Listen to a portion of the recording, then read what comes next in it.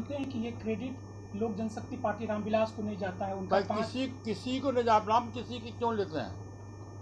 NDA गठबंधन का जो सीट मिला है पूरे देश में और तीसरी बार प्रधानमंत्री देश में तीसरी बार शपथ ग्रहण लिए हैं, वो माननीय प्रधानमंत्री जी की देन है। माननीय देखिए, वक्त के साथ लहजा अगर बदलता है, दिल भी बदले तब देखेंगे। रस्सी जल गई पर ऐठन नहीं गया, सियासत खत्म हो गई, प्रतिष्ठा धूमिल हो गई, कोई पूछने को तैयार नहीं, फिर भी घमंड है कि जाता नहीं। पारस को सुना आपने? देखिए अभी भी अंदर कितना मैल बैठा है। रिश्ते सुधारने के लिए जब चिराग पहल कर रहे थे तो बात करने को भी तैयार नहीं थे। वहीं जब चिराग को कामयाबी मिल गई, शोहरत हो गई, तो पिछले दिनों चिराग को बेटा बताने लगे। लेकिन जब उधर से भाव नहीं मिला तो चिराग की सफलता से ही इनकार करने लगे। इसी को कहते हैं कि अंगूर नहीं मिला तो उसे खट्टा बता दो। पारिवारिक उलझन अपने आप में एक अलग उलझन होता है, आप समझ लीजिए। दूसरों से निपटना आसान होता है, परिवार से निपटना आसान नहीं होता। व्यक्ति बलवान नहीं होता है, समय बलवान है। और प्रधानमंत्री का ये रुतबा है कि पूरे देश में सीट मिला है। तो आप मानते हैं कि ये क्रेडिट लोक जनशक्ति पार्टी रामविलास को नहीं जाता है? उनका किसी को नहीं जाता, हम किसी की क्यों लेते हैं?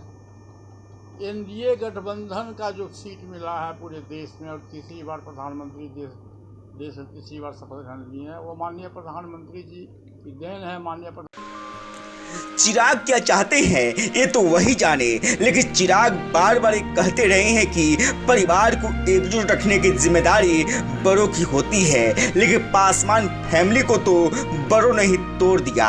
इसे संभालने के लिए चिराग ने पहल की तो पारस ने कोई भाव नहीं दिया।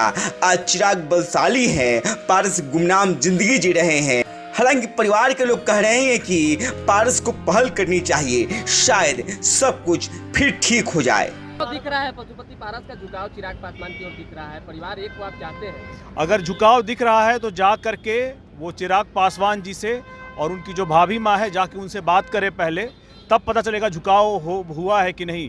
देखिए, वक्त के साथ लहजा अगर बदलता है, दिल भी बदले तब देखेंगे। आप चाहते हैं एक हो परिवार?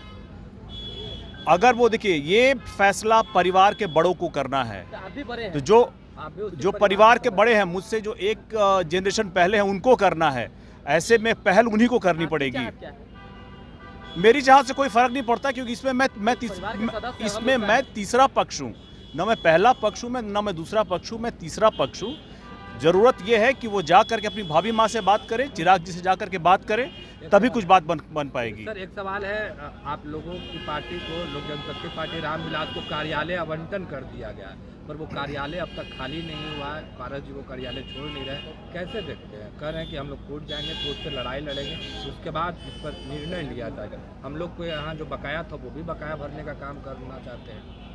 देखिए, हम लोगों ने कार्यालय के लिए आवेदन किया था बिहार सरकार में। अब ये बिहार सरकार हमें कौन सा कार्यालय देगी, ये बिहार सरकार को तय करना है।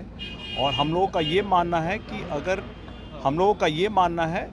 कि जो अभी कार्यालय हम लोग को आवंटित करने की बात हुई है, चूँकि ऑलरेडी वहाँ रह रहे हैं, तो हम लोग ये कहना होगा कि उनको पूरा न्याय मिलना चाहिए, उनको कानूनी जो पूरा न्याय मदद मिलना चाहिए था, मिले। ये काम हमारा नहीं है, ये काम बिहार सरकार को देखना है। और हम तो ये कहेंगे कि अगर वही कार्यालय आवंटित किया जा रहा है तो इसके बारे में दोबारा सरकार भी विचार करे और हमें कोई और कार्यालय आवंटित करे। हमें एक नंबर नहीं चाहिए।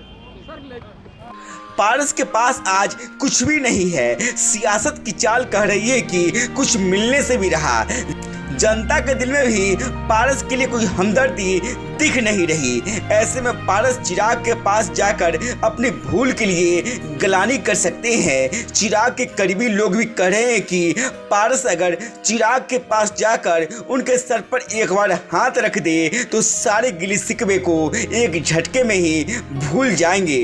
लेकिन पता नहीं पारस को कौन सा घमंड अभी भी अपने किए पर पछताने से रोक रहा है। गांव तक बिहार की रिपोर्ट। अगर आपने हमारे चैनल को सब्सक्राइब नहीं किया है तो सब्सक्राइब करिए, साथ ही वीडियो को लाइक और कमेंट करें। धन्यवाद।